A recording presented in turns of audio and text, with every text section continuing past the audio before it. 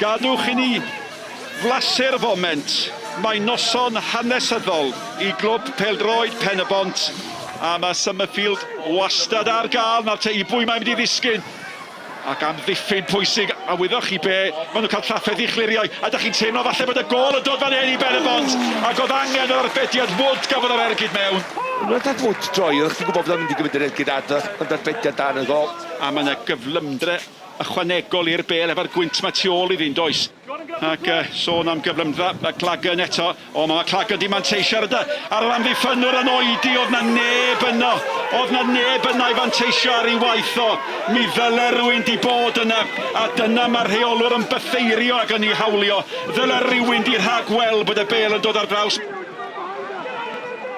Wrth edrych fyny tua'r llif oleadau, da chi'n gweld faint o wynt sydd wrth weld y glaw yn chwipio.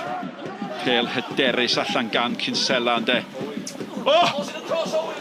Y cefnwr oedd o, Kane Owen. Gyda dyn yn croesi bêl, byth yn sgorio. Ffliwcs wedi bod illa. Mae Hudson yn canfod Kinsella, mae Hudson yn dal i'r redeg.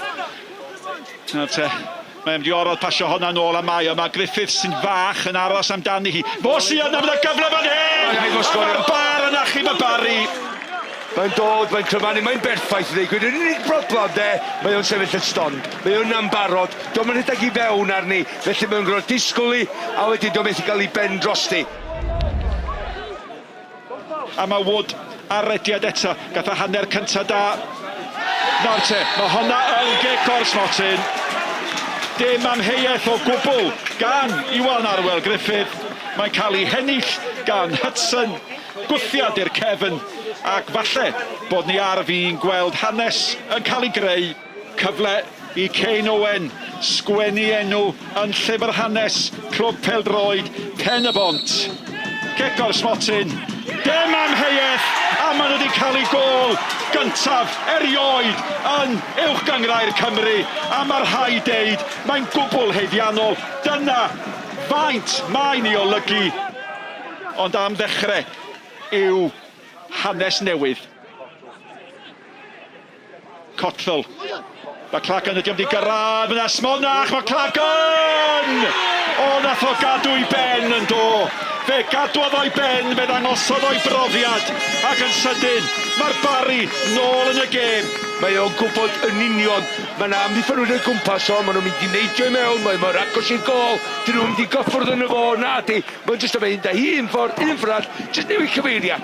Neb mynd I daclo a cadw I ben.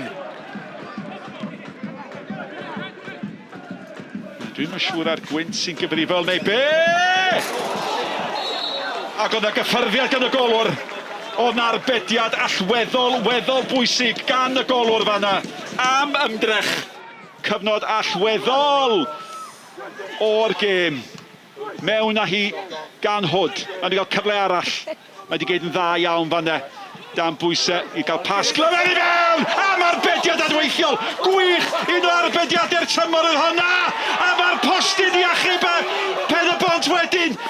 Am ddeg eiliad dramatig!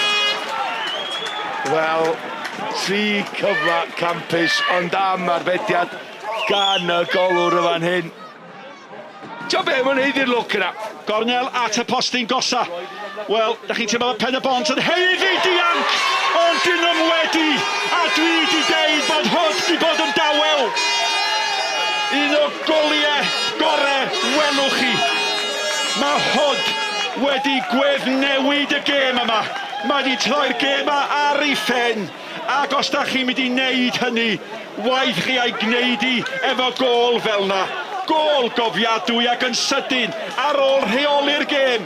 Mae Pen-y-bont ar ei holi. Mae hon lle mae'r techneg yn gorfod bod yn berffaith. Mae'n gorfod bod yn llonydd. Mae'n gorfod cael ei ben drosti. Mae'n cael y pŵer arni. Gol campus gan y fo. Ac y cwestiwn sy'n angen I ofyn ydy McLagan o bosib chwilio am gyfle roi halen ar frywiau Pen-y-bont ydy faint o ergyd seicolegol fydd chwarae cystal a cholli. Gwyd I holi hynny! Mae o'n wedi dod lot mwy mewn i'r gêm ers bod nhw wedi mynd ar y blaen. Mae'n gynhawdd neu hynny. Dwi eisiau weld o trwy gêm yn hynna.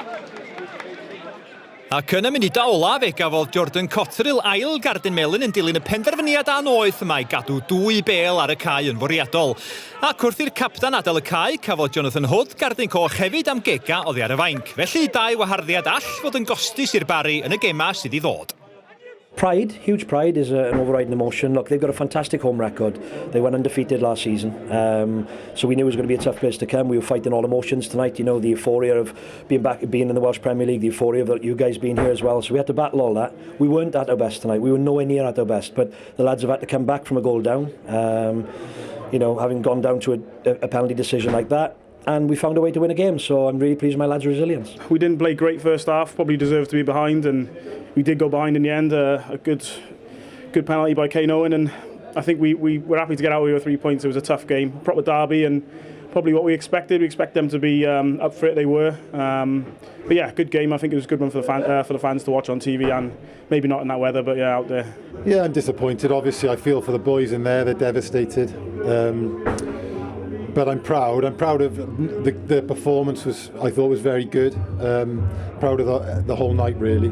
I think it's difficult because I'm so emotionally attached to every kick and but I'm so proud of the way they played. I thought we were the better side. So.